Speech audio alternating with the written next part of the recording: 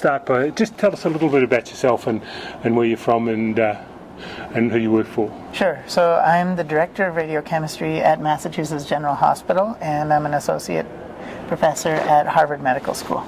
Excellent. Well, you did a very interesting talk there, and you looked at two things which I thought were quite interesting. One was on microfluidics and how that's changed chemistry, and the other one was the other aspect I thought that had changed chemistry a lot was how CO2 capture basically had changed the chemistry in plants. It's basically changed the chemistry we're using in humans. So perhaps you could just briefly explain what those two things are. Sure. So microfluidics has come a long way. This is really what's known as lab-on-a-chip chemistry. And about 2005, UCLA made a real breakthrough and published a paper in Science showing that they could make FDG on a chip the size of a penny. And since then, companies have come on board to actually commercialize microfluidic apparatus. So one company we partner with is called Advion, and they make a chip which is in our hands, it's 2 meters long tubing, and we flow the liquids through that tube, and the labeled product comes out. This is totally different than the conventional type of radiochemistry where we do batch reactor chemistry, where instead of being in 5 milliliters of solvents, we can be in 15 microliters of total solvent volume. So it's really a small volume microfluidic reaction. People were worried before that if we did such reactions, we would end up with radiolysis and other problems, and that it wouldn't be practical for human use.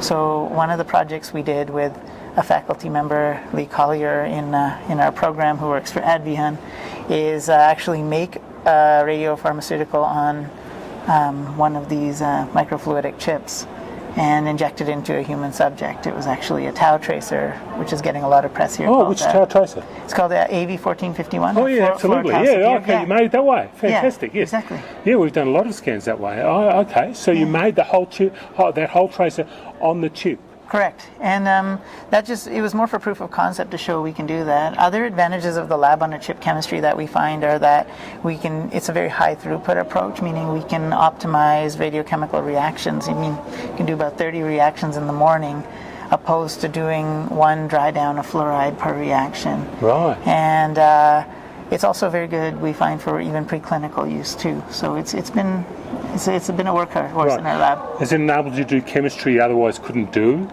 In some cases you can, yeah, because you do get different reaction kinetics, you get different rates of reactions, you get ease of automation, lots of advantages of flow chemistry, which is what this is, versus batch reactor chemistry. Right. Yeah. Right, and in fact you showed one example of that where a chemical reaction occurred which really doesn't occur in any other way. Yeah, so some of the reactions where they're low yielding, we can get high radiochemical yields using microfluidics. Excellent. Yeah. The other one we talked about was how plant chemistry has influenced radiochemistry in some ways, in terms of CO2. Yeah, so this whole green chemistry has changed the field because people are focusing on finding these fixating bases which trap CO2 from the environment. And since when we work with our cyclotron, 99% of our reactions with carbon-11 are methylations, usually using methyl iodide or methyl triflate.